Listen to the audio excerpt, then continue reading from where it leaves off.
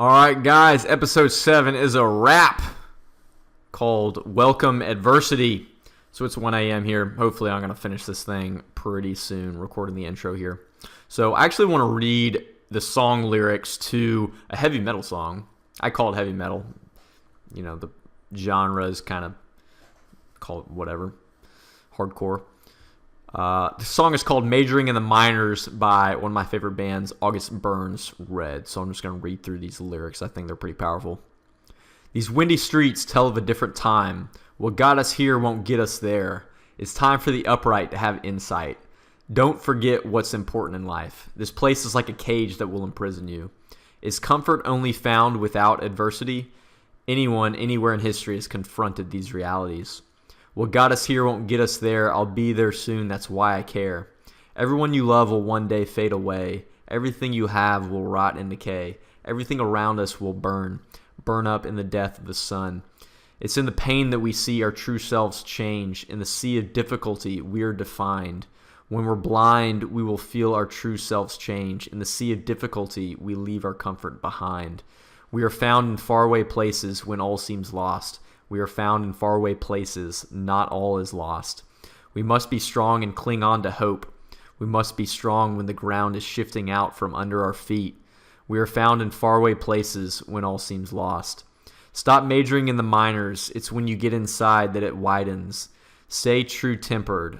You're not the first to find life is tough. Circumstantial hope isn't really hope. It's just a watered-down distraction from what stands in our way. Hope gives us the ability to face reality, the ability to see through it all. And that's, again, Majoring in the Minors by August Burns Red. Great band. Great band. Interesting thing, heavy metal bands often have the best lyrics. You just have to really tune your ear to understand or look up the lyrics. So, one big idea that I want to go ahead and say as we get into Welcome Adversity is life, big goals, big dreams, just getting through difficult seasons. It won't be easy, but it will be worth it. It won't be easy, but it will be worth it. Adversity is so key, and that's what I want to get into a little bit. Adversity is key. It's a natural occurrence of life, and actually it can be a great tool. And it's a huge tool that develops who you are, develops your character, and develops your perseverance, which is far more valuable than comfort. It's character. It's big. So I'm excited about it. I think it'll be a good resource for you. I really hope that you tune in to the whole thing. Actually, it's cut into kind of 2 halves. So if you want to, listen to half and then go eat a sandwich or go jump off a dock or go play jumping jacks. I don't know. Do you play jumping jacks? Go do something halfway through if you need to. So I think you'll enjoy it, and let's dig in, guys. Thanks for tuning in.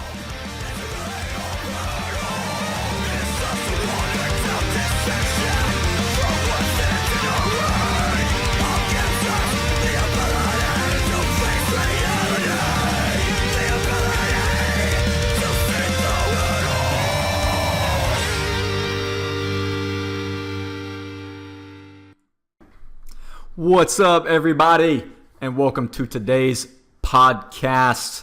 I can't even remember what number we're on. Are we on 7? We're on 7 or 8. We're getting there. We're moving up in the world. So welcome. This is Generation Giants podcast, and my name is Kyle, and I am your host today and for all episodes up to now, and hopefully not indefinitely. Well, hopefully I'll still be sort of the host indefinitely, maybe. Actually, if I'm not, that's cool. I could just be like the overseer, the watcher, I don't know, the guardian for the podcast. But right now, I'm your host, like it or not, and I'm excited. Thank you for tuning in. However you found this podcast, I am happy you are here. And today, I'm excited about today. We get to talk about adversity. Adversity. Doesn't that sound like a fun topic? Adversity, right? Do you ever go up to your friends and say, hey, I got a really cool idea. Let's talk about adversity. And your friend's like, yeah, Let's do it. Let's talk about adversity. So, it may not sound offhand like a fun topic to talk about. I'm probably more going to talk about, well, I'll talk about it in sort of the general terms and maybe even get into sort of specifics both to my life and what I think may be general adversity in teen life. Not to say that I even know the full extremity of anything that any listeners are going through. We'll see where it goes. I don't even know where it's going to go. If you're watching the video version, here's my notes. It's I've got a line down the middle. Webcam's not focusing.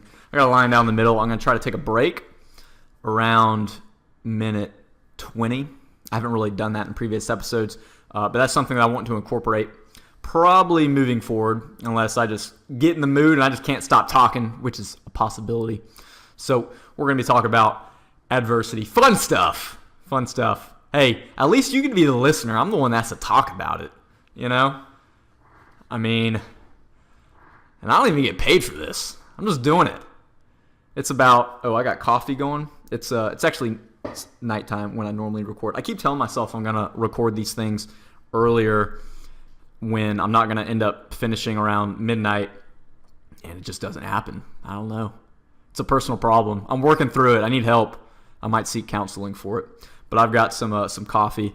I'm a lightweight. I'm going decaf here. It's, otherwise I'm not going to be able to go to sleep. Some of you don't even probably drink coffee, growing up. I didn't drink coffee till I was like 21 or something.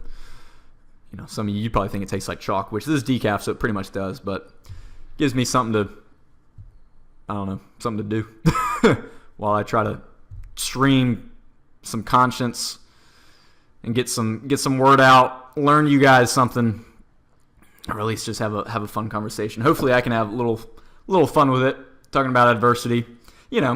Fun stuff like talking about pain you go through growing up, just light stuff, no big deal. So thank you guys. I don't have yet to have any sponsors to plug. I'd actually like to know what you guys would like discounts for. That's part of the reason why podcasts or whatever have sponsors, is to get discounts for the listener. So I'd like to know what you guys might be interested in. But as for now, all I can do is basically plug the social media for this podcast. So please find, follow, look like, love, hug. Don't kiss any of our social media. You can hug it, though. I got a friend who likes, or maybe even some friends, they call it hand hugging. You basically, if you're watching on video, you give like a high five and then you do a little hug with your thumb. You can you probably can't hand hug the social media. Anyway, just like the social media. We're on Facebook, Twitter. I think I'm going to get an Instagram up if I already didn't. Where else? Subscribe on iTunes where you can listen to the audio version. That's key. That's actually, if you're watching the video, that's cool. You get to see the lovely wall paint in my room and whatever. Watch me jibber jaw for 30 minutes. But the audio version is cool because you can listen on iTunes while you do other things. You can minimize the iTunes window or whatever on your phone or on your tablet and do other things. So iTunes is cool. Subscribe. Please leave a comment, especially if you're a parent, listening with your son or daughter, or you're just listening to see if I'm somewhat of a trustworthy person, which is very understandable. Bearded millennials, as my boss at my engineering firm calls me, bearded millennials. You can't trust them. So I totally get that. So, but welcome to the show. As I sip on my decaf, we're talking about adversity. So adversity is an interesting thing. It's kind of like our gravitation toward comfort. No one likes adversity and no one likes discomfort. And there's a lot to that. A lot of interesting things to that. Psychology things, general survival instinct things. For instance, I've heard, maybe even read a little bit, but I'm no expert, but it makes sense. Our brain is designed for survival. more than anything. And so anytime we face something that threatens what might have been a survival element centuries ago, it probably doesn't threaten our survival today. At least if you live in America, pretty much anywhere in America, you're pretty safe. So, but I think we still generally have the same brains and our bodies still function about the same. So that's kind of one thing I would maybe say. Streaming conscious, I literally don't have any like 3-point bullet message here. I'm just kind of going. But that's one reason I think why we don't like adversity. And of course, just generally, hey, you ask your buddy, hey, you like adversity? Nah. You ask, if you're a girl, you ask your girlfriend, hey, I don't want to sound like I'm mocking, but hey, do you like adversity? I think I'm still sounding like I'm mocking. Anyway, she's like, no. Maybe she has a deep voice. No. No one likes adversity. No one likes discomfort. We all, and there's something good to that. We all should be striving for some sort of a comfortable life in a sense, but we all need to be stretched. I like the saying that we're kind of like rubber bands. We're most useful when stretched. I got that from I was reading a book from John Maxwell. He's probably my favorite author. He writes a lot of personal development books. And that's how we are. We're most useful when stretched, but that doesn't mean that we're going to like being stretched at all. It's very uncomfortable. And so adversity is an interesting thing, and it affects you, I think, in any phase of life. Middle school? Well, even before middle school, but I don't think there's many pre-middle school listeners listening. It affects you in middle school, whether it's, a dire form of adversity or just in your mind, because your mind's just going crazy. Let's just face it. If you're 13 or 12 through 15, somewhere in that range, just accept it. Your mind is crazy right now, but it won't always be that crazy, okay? You may stay pretty crazy. You may. A lot of people do. Probably most people are in denial about how crazy they are. But you won't be as crazy looped up forever as you are now. And actually, if you're in middle school and you're jacked up, full of energy and bouncing off the walls, and you're still listening here at minute 9 or 10, then there is hope for you. So adversity certainly can hit in middle school whenever your mind's changing, your body's changing. Maybe you have, everyone has different forms of adversity, but home life can certainly affect your performance at school or in life. And that's something that's out of your hands when you're growing up for the most part, And that can certainly be a form of adversity. It shouldn't. Your home life should be your baseline that you want to go back to. And for most of us, I think it is. But certainly there's going to be some where your home life isn't, And to that, there's going to be some encouragement throughout this message and certainly toward the end. So bear with me. Watch it till the end, even if you watch the first half one day, second half another day. But that's certainly some listeners where you go back to your baseline and you just feel like you're battling with siblings or your parents, perhaps. Imagine that, a teenager battling with their parents. That's unheard of. Never would that ever happen. And certainly there's different extremes to that. It's pretty much normal, I would say. Of course, I've never raised a teenager, somewhat obviously, but I've certainly been there. Again, obviously, why am I even explaining these things? But I don't know. I got to remind you, students, of things. We were in your shoes once, and certainly, if your baseline is full of adversity, that is tough. That's very tough. There's different economic spectrums, and you go to these schools with students that have all kind of things going on behind the scenes. As I am an adult working and I have coworkers, I have to recognize both them toward me and me toward them. We don't really know what goes on necessarily after work for the most part. We go to work, but we don't know what goes on before work and after work.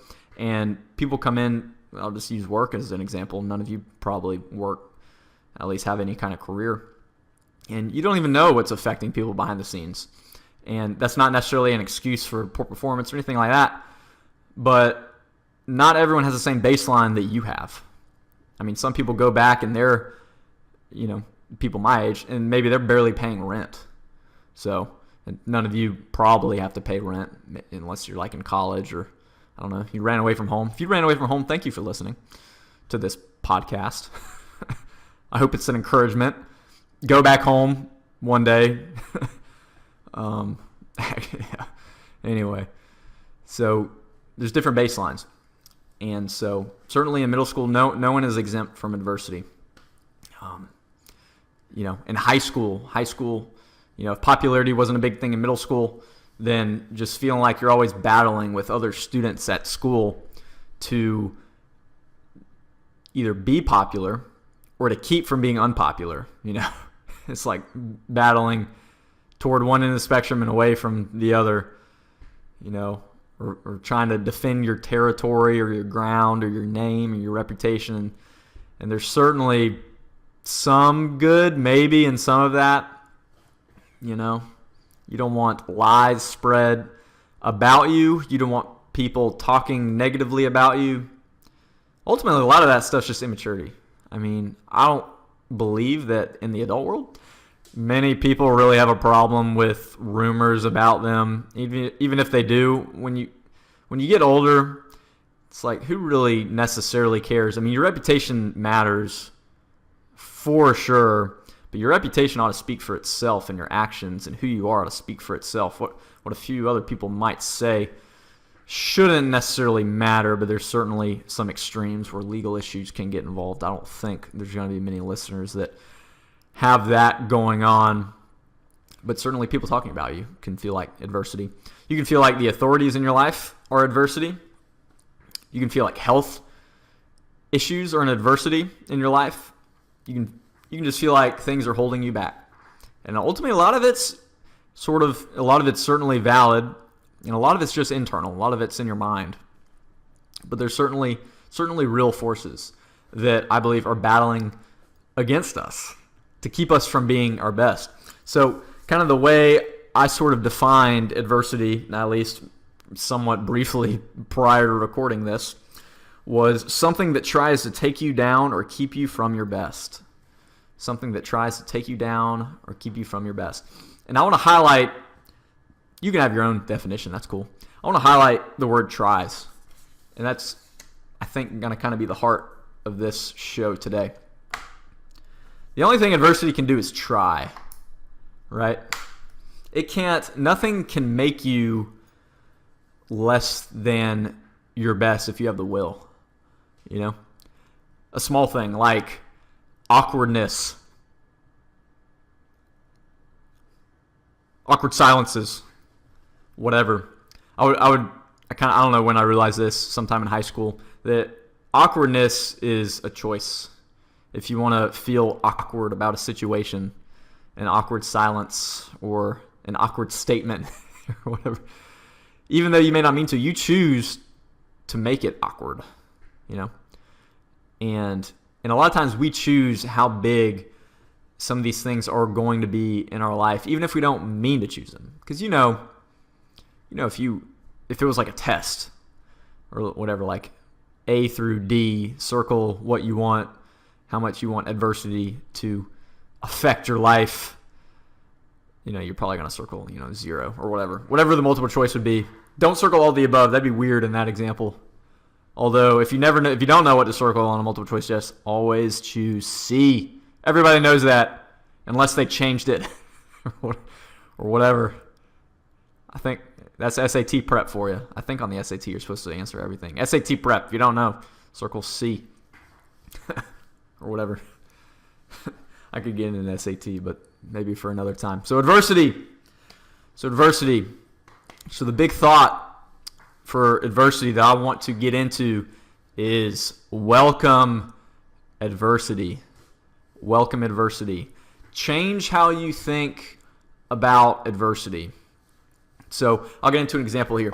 So I do a lot of running, and not really a lot of racing anymore, but I do triathlons. I've done dozens of triathlons. I've competed in 4 Ironmans. I say competed. One of them I finished. The other 3 are long stories. Shut up and don't ask questions. Fun stuff. And I've done 1 marathon. I've done some other races as well. So a lot of more than the running, or more than the competitions, is the training.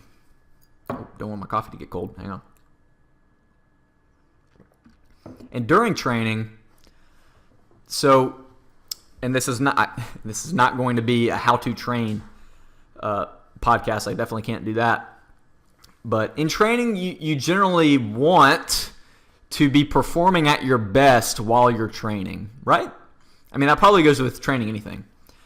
Like if you're practicing an instrument, you probably don't want to practice with a broken finger, right? I mean, that's kind of, self-explanatory. So in training for running, biking, swimming, your general training program that you've found or someone's training you or you've created. I usually just create my own kind of programs based on rule of thumbs and that sort of thing. You always strive to be performing at your best because in your mind, you perform 100% this day, you break yourself down, get better, train 100% the next day, and that's generally what you want to do. In theory, that's the best thing you can do, but in practice is never like theory, and you're never performing at your best. You never got to eat exactly what your body needed. You never got to sleep exactly how much you wanted to sleep, unless you're a professional athlete, which I am not.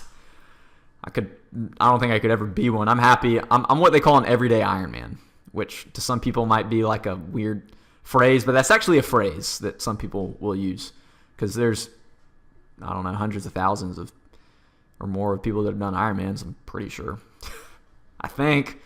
So I'm what you call an everyday Ironman. I'm not a pro. I don't dedicate my life to this one thing or training or any kind of sport. So nothing's ever perfect. Even if you are a professional athlete, I'm sure they have other things to say about things just aren't perfect. I mean, it's a science, but there's humans involved. Where you might have everything planned out. If you're a drinking age, assuming your buddy might say, "Hey, let's go celebrate the training," and you decide you're, going to eat or drink something that's just not part of your training regime. You know what I'm saying? And that can certainly happen. And at least for me, when I'm out training, one thing that I just can't stand is when it's super hot or super cold. I'm just a baby when it comes to temperature training. And this is literally what I have to do sometimes when I'm out training and I'm supposed to run, call it 10 miles.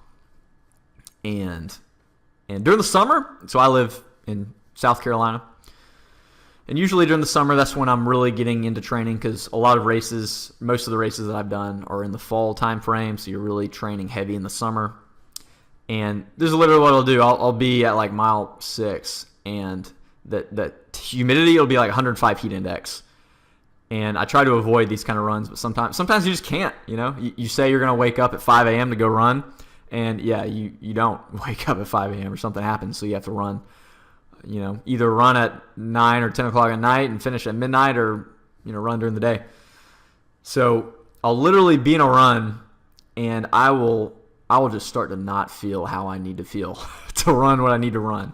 Okay, y'all. Some of y'all have been there. Y'all kind of know. Some of y'all know about what I'm talking about. Trying to run a couple miles, which I get. So whatever. I use 10 as an example here, and I'll literally have to change how my training, what I was planning to do on that day. Let's say I was planning on hitting a certain pace for all the miles, and let's say it's just not looking like I'm going to hit it. I have to come to an acceptance to either quit the training, just quit, or do what I can and still get a training effect from it. And so this is literally what I'll do. This is kind of the phrase that I say to myself. Today is a different kind of training. That's what I'll talk to myself. I mean, whenever it's 105 out and you're sweating like a greasy pig monkey, that's a new animal for you, pig monkey. You're sweating. You'll do about whatever. I mean, I'll probably talk to myself And people have probably stared at me. But that's literally what I do. I call it a different kind of training because I know that when I came out here to train today, I had a goal. I had what I wanted to do. I believed that I could do it, and it's just not looking like I'm going to be able to do it. But does that mean that it's going to be fruitless? Well, I would say no. I would say, okay, 105 heat index, you're still putting a pretty rough stimulus on the body, and there's got to be some value in that. Even if scientifically there's not, whatever, I'll believe that there is. And I'll tell myself this is a different kind of training, and I'll welcome the adversity. I'll say welcome adversity to myself all the time training, all the time, out loud. Again, talking to myself. I don't care. Get off me, man. I'll talk to myself. I'll do what I want when I'm running. Even if you're running a mile, kudos. Get out there, man. Kill it. So, I mean, I'll literally talk to myself, and I'll say, welcome adversity. This is a different kind of training today. And I've had some, I'll literally get done running sometimes, and I'll even tell people, somewhat jokingly, but I'm kind of serious, yeah, I almost died out there running today. Because it feels like that.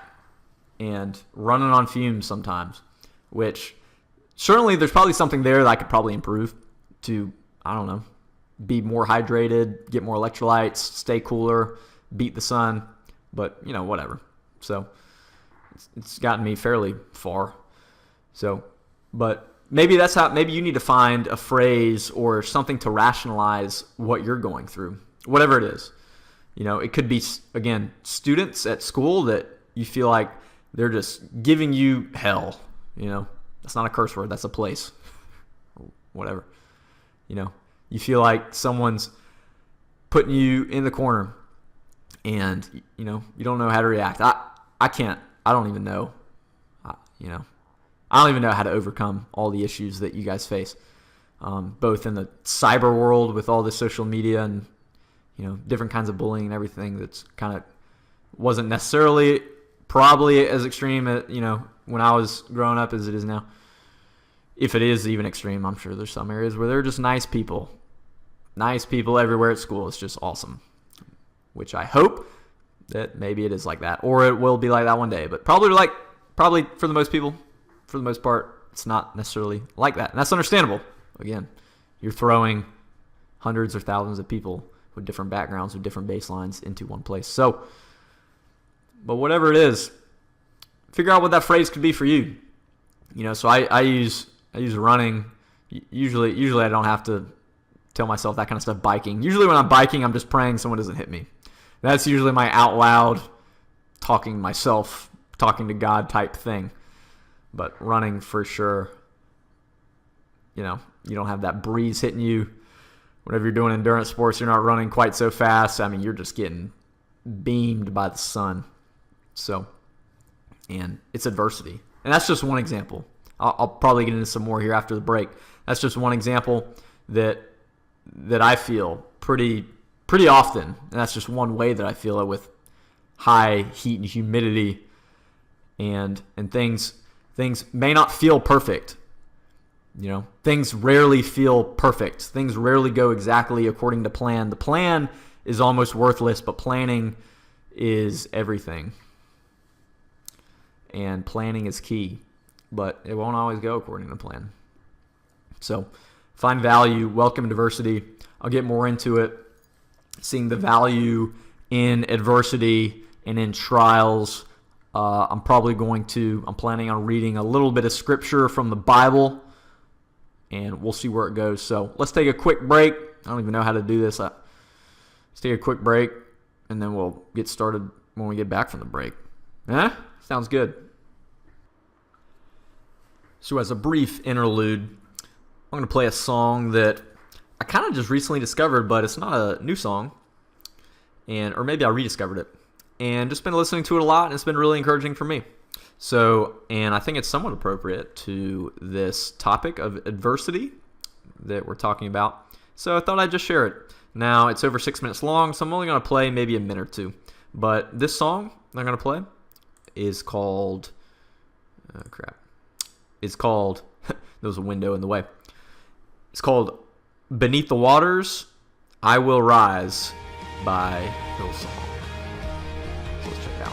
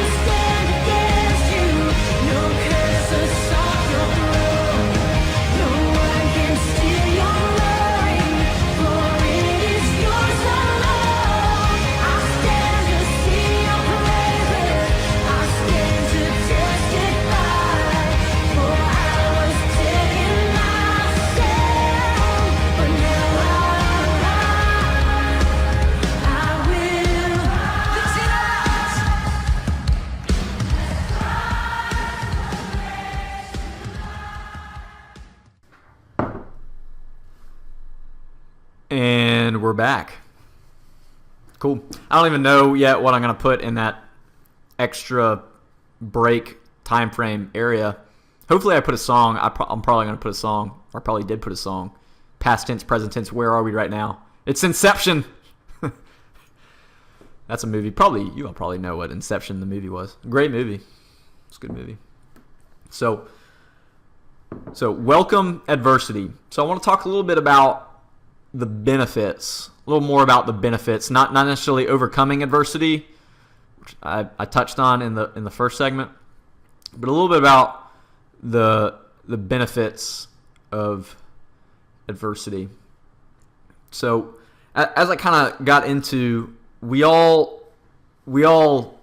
just love adversity, right? And discomfort.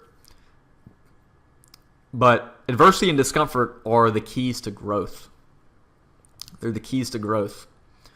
And maybe literally they're the keys to physical growth in some way. Yeah, right. Working out, running. Changes your body, right? But they're definitely the key to personal growth as well. Because adversity comes in many different forms. Many different forms. Endless different types of adversity. You know, we all have different races that we run, right? And, you know, not just talking about actual races. We're all running our different lives. Isn't it neat that we all have just barely, even the slightest, a unique life, even if it's very similar to someone who lives in your area, you know, because there's probably someone, maybe it's a good friend of yours that their parents have about the same amount of money as your parents. You both go to the same school. You're in the same classes. And maybe you all sort of almost mirror someone's life. But for sure, everyone's life is unique. And everyone's mind is unique.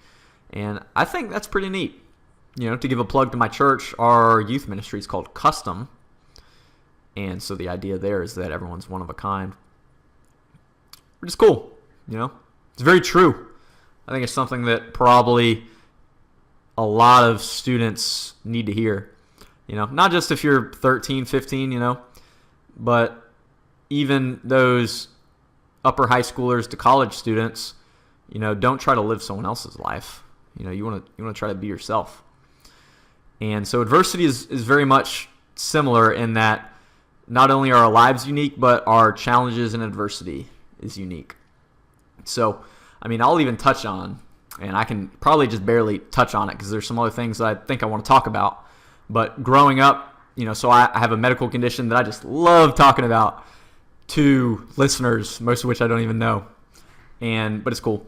So it's called CAH, and so it's made like endurance racing pretty challenging in that I get dehydrated easier than most people. It's the cause for probably a dozen emergency room visits going into adrenal crisis, including 2 of the 4 irons I've competed in.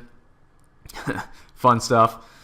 And one thing that it does is, it stunts puberty. It stunts growth, physical growth.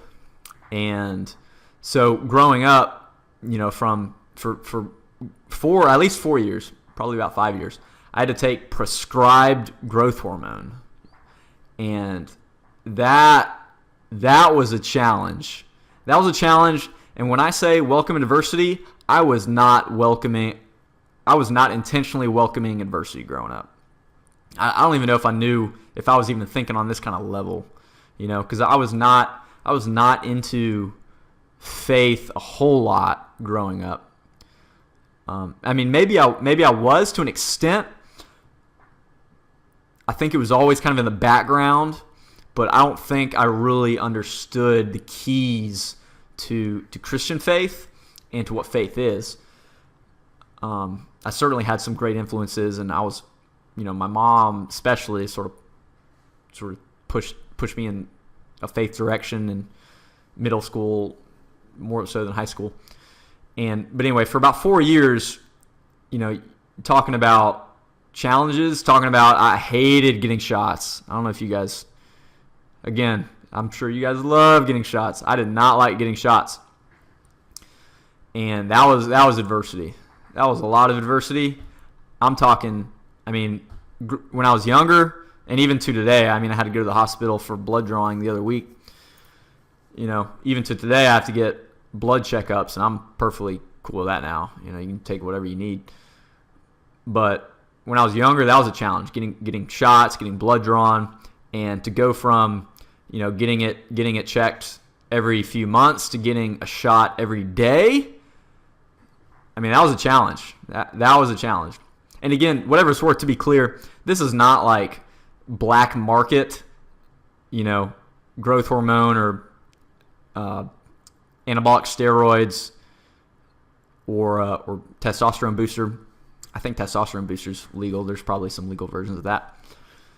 This is like prescribed growth hormone that my parents had to inject. And it meant a lot of things growing up. It meant that I wouldn't normally spend the night at friends' houses for years. They had to spend the night at my house. It meant that I wouldn't go to summer camps. What else did it mean? I don't know. It meant that my arm or leg was usually sore most of the time. I even had to take some other injections, for whatever, the growth cycle deal. And, oh man, getting shots, that was adversity. And it was a challenge. And I wouldn't necessarily, I'm sure there's bound to be some listeners out there that probably are in a very similar, if not identical boat. And to those people, I can say there is hope. There is hope. It will end, whatever it is, even if you're not taking whatever, a daily shot. Whatever it is. It could be a daily something else, Could be something daily that seems to be adversity that you just deal with, And adversity morphs, One day your adversity is shots, another day it could be trying to pay rent or trying to find a home to live or whatever it happens to be for you one day. Nothing to be afraid of as long as you have the willpower and probably other things, I'd say. Prayer and faith help a lot. But that was a challenge, So I talk about races and Ironman and that sort of thing, endurance and perseverance, which are things that I highly value and try to cultivate myself. That was my endurance Ironman growing up. Was dealing with just trying to get to a somewhat normal height, get through these years of growth hormone injections, plus the every 4-week, other injection I had to get in my leg, and that. So I played punter and kicker. I mean, I played a lot of positions on the football team. We were a very needy team, and I played punter and kicker. And I just loved getting a shot in my leg and then going to football practice and punting for an hour. And it was a challenge. And I don't even think anyone knew in high school or in middle school too. Touched both seasons. I don't think anybody knew. Maybe one or two staff members. Usually, I had a pretty good in with the nurse of whatever school I went to. So it was just a good thing to do ahead of time, to meet the nurse. And actually, whenever you're below 18, I think you're not legally supposed to take medications. So at the time, I also had to take medication 3 times a day. Now it's just once a day. Booyah, winning. So I had a lot going on. And I certainly don't say it to say pity me. I'm way past that. But I say it to say that growing up's a challenge regardless, and you can always have, many people I think have something that just affects them daily. And the season will end. Adversity will end, right? And I mean, literally getting through that season of my life obviously had sort of the physical, whatever. I sprung up. I got above 5 feet finally. And it certainly had the growth benefits, but looking back, I have to believe that it also made a huge impact on me mentally. Huge impact. Having to face, it was literally a fear. Needles. It's not a fear now, really. I don't look anymore though. Whenever I get blood drawn, when I was younger, I'd always want to look just because I didn't like the surprise. And one time, maybe I was dehydrated, and they could not find the vein. Isn't that a fun thing to think about? They could not find the vein, and scarred me for life looking at that nurse try to find that vein. So now I don't look. But growing up's a challenge. We all have to find our way. Adversity strikes. Maybe it strikes in the way of your faith. Maybe you're the only one at school that has a certain faith. Maybe you're the only one at school that likes a certain thing. Maybe you're the only one at school that is a certain way, whether that's interests, ethnicity, background, accent. Maybe you just moved somewhere. Adversity can affect anything. But believe that adversity has its benefits, greater benefits than I think maybe anything else, which is very counterintuitive. It's a very tough thing to maybe even understand when you're growing up. I'm saying this in hindsight. I'm saying this, and I also have to recognize, I face adversity in forms today. I mean, for 6 months, I was living in, the place that you kind of see right now, but I was renovating it while I lived in it. So it was literally concrete subfloor, all kind of stuff. I was renovating it myself. I consider that adversity. That was, I don't know if I want to do that again. Literally living in a bare bones. When I say bare bones, I mean no furniture, no real floor. I'm talking about concrete on the floor. I had to wear shoes for 6 months walking around my own home. All kind of stuff. Whenever I renovated the kitchen, I had to tear apart the kitchen for a couple weeks. Couldn't cook. All kind of stuff. But anyway, don't want to dig too much into that. But I think I want to transition to a really great chapter in the Bible. So again, this podcast, I'll certainly touch on faith elements, I think, every episode. If you're not into faith, if you're not into Christianity, I please encourage you. I encourage you to still listen. And in no way am I saying you have to be a Christian to listen to this podcast, but I'm just saying I'm a Christian. And as a Christian, most of some of the biggest influences in my life are Christian-based. So to avoid it would be foolish, I think, right?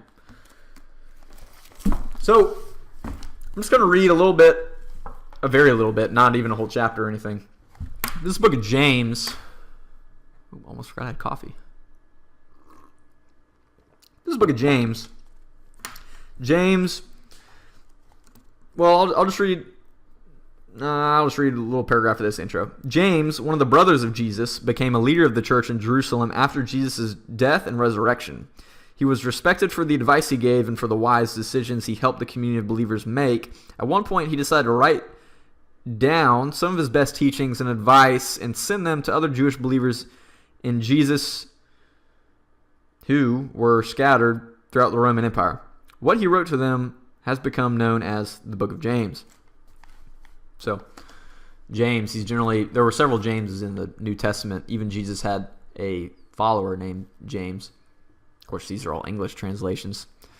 They didn't actually have a J, my understanding, in their language back then.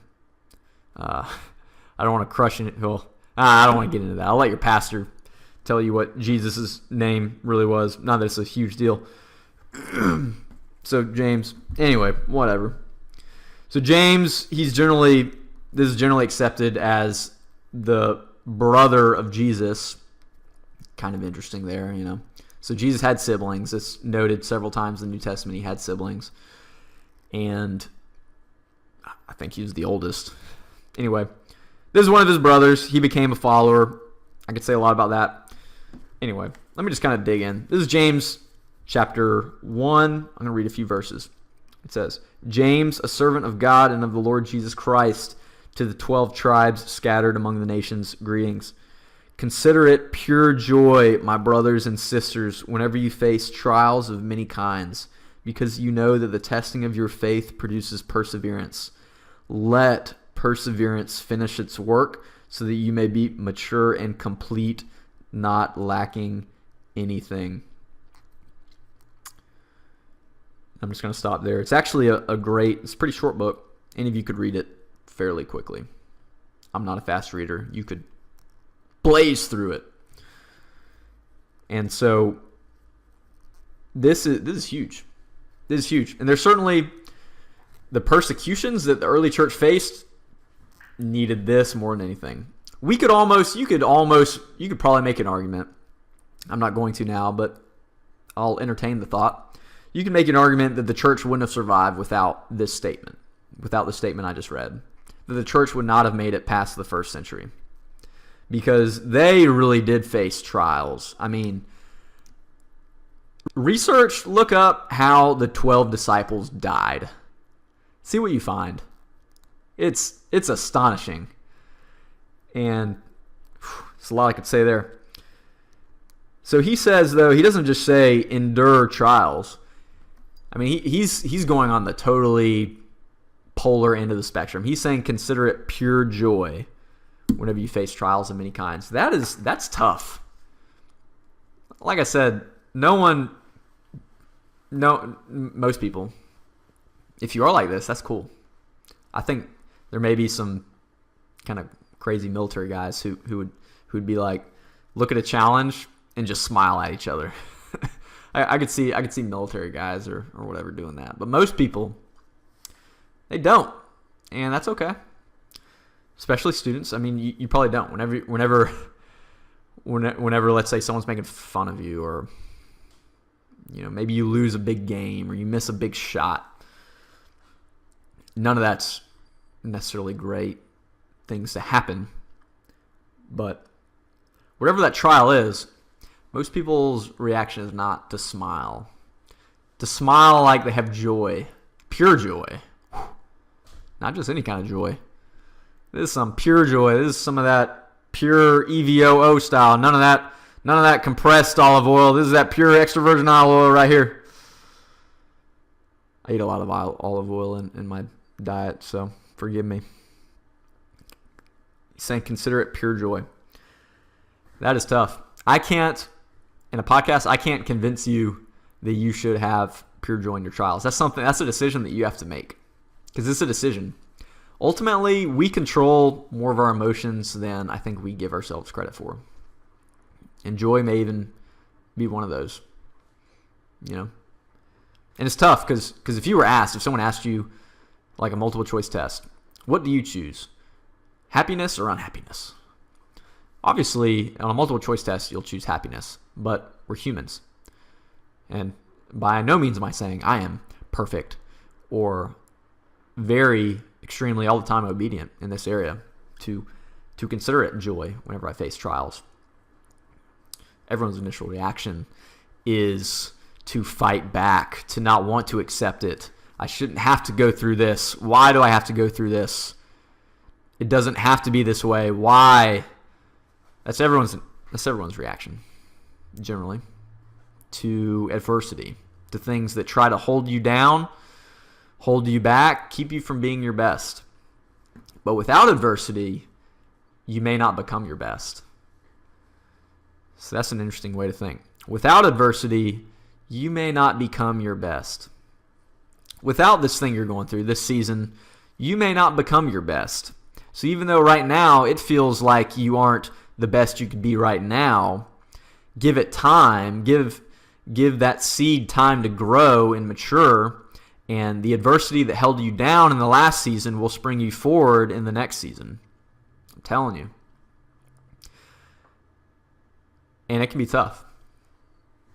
But life, in my experience, I can't speak for everyone.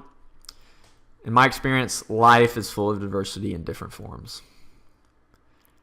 And you have a choice on how you want to approach it. So I would encourage you. Read James. Read the book. Read the book. Get plugged into church if you're interested. Research. Look up. There may be a life-giving church near you. I go to a non-denominational church.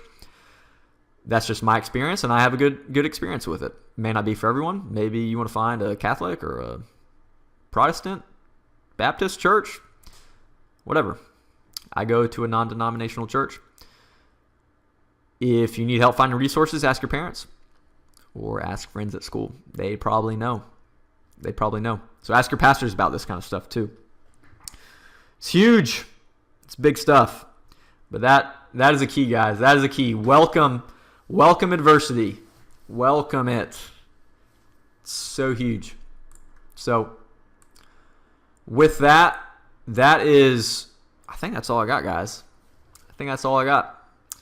Please, again, look us up on social media. Like, subscribe. If you can post a comment, I don't even know all the ins and outs of the social media. Post a comment, send a message, send an email, generationgiants@gmail.com, and would love to connect with you guys. Oh, almost forgot to mention, we'll try to put it in front of the camera. I got some of these wristbands. I also have an I Am Second wristband on. Little plug for them. I got these wristbands, so I'll be figuring out ways to give them away. If you actually go to Seacoast Church, where I go to church, I can give you one. Would love to give you one. Come find me. Come talk to me. You know, maybe there's half a dozen Seacoast students that could find me that would come up to me. Please do. Be my friend. And would love to give you one of the wristbands. And certainly with enough support, there will be more merchandise and resources to come. So please support, please share, and have a great week. Thanks, guys. If you like this video, please support by subscribing on iTunes, leaving a review, and sharing with your friends.